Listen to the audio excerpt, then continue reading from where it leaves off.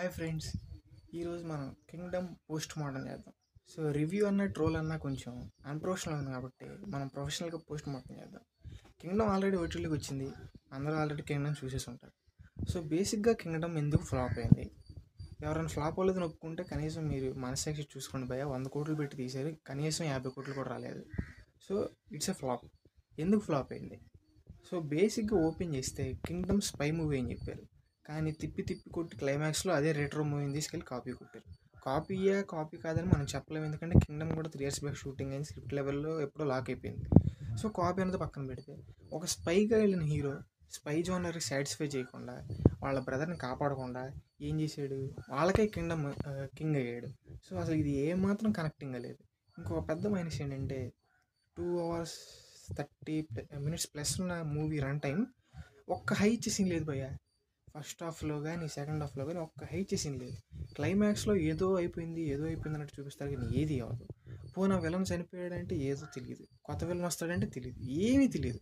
అసలు సత్యదేవ్ క్యారెక్టర్ని ఎర్రిపప్పని చేశారు భయ్య. చెప్పాలంటే పొడిపించుకుంటాడు, ఒక ఫైట్ చేయడు, వాడు కొట్టడు, చనిపోయే స్టేజ్లోకి వచ్చినాక 2 ఫైట్లు చేస్తాడు. హీరోయిన్ బలవంతంగా ఆపేసి దాన్ని కాపాడకుండా, వాడికి తెలిసి అక్కడ చచ్చిపోతాడని కానీ వెళ్ళడు. హీరోయిన్ ఎందుకు ఆపిద్దో తెలియదు, ఆ సాంగ్ ఎందుకు పెట్టలేదో తెలియదు. అసలు ఒక హై ఇచ్చే యాక్షన్ సీన్ లేదు, ఏమీ లేదు. అక్కడ అంత హై ఇచ్చే దగ్గర బ్రిడ్జ్ దగ్గర ఫైట్ పెట్టకుండా ఫోన్ చేసి కోడ్ వర్డ్ చెప్పేస్తే వదిలేస్తారు, అక్కడ ఒక యాక్షన్ సీన్ ఉండదు. దీని గురించి నాకు వంశీ ఏదో పెద్ద ఎలివేషన్లు ఇస్తాడు గౌతమ్ తినందూరికి, అదేంటో నాకు అర్థం కాలేదు. సినిమాలో ఒక హై ఇచ్చే సీన్ లేదు, ఒక ఇంట్రెస్టింగ్ లేదు, ఒక ట్విస్ట్ లేదు, ఏది లేదు. ఇలాంటప్పుడు మీరు మూవీని హిట్ అని ఎలా అనుకుంటారు? అందుకని ఆడియన్స్ కూడా దీన్ని రిజెక్ట్ చేశారు. అండ్ బేసికల్లీ ఇంకొక మాట చెప్పాలంటే, ఎవరి క్యారెక్టర్ పెద్ద బాగాలేదు భయ. హీరోయిన్ 10 నిమిషాలు ఉన్నా లేకపోయినా పెద్ద ఇంపాక్ట్ లేదు.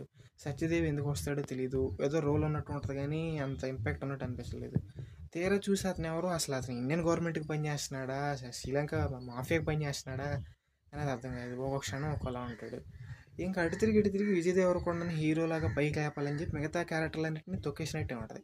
అసలు స్పై కొత్తగా ఒకడు వచ్చాడు, ఒక గ్యాంగ్లో కొత్త మెంబర్ చేరాడు, వాడి వల్లే ఇన్ఫర్మేషన్ లీక్ అయిందని ఎవరికైనా తెలిసింది. వీళ్ళందరూ వీళ్ళు గుసగుసలాడుకుంటారు. ఏంటో భయ్య, ఏటో వెళ్ళిపోయింది.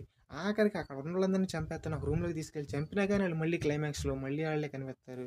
నువ్వే మా రాజు అంటారు, కాలేజీ లెవెల్ ఎలివేషన్లు ఇస్తారు, ఏం వర్కౌట్ అవ్వవు. ఏమో భయ్య, మొత్తానికి ఒక డిసప్పాయింట్మెంట్గానే మిగిలింది కింగ్డమ్ అనేది. గౌతమ్ నెక్స్ట్ ప్రాజెక్ట్ అయినా సాటిస్ఫై చేస్తాడని నేను అనుకుంటున్నాను. ఇది భయ్య కింగ్డమ్ పోస్ట్ మార్టం రివ్యూ.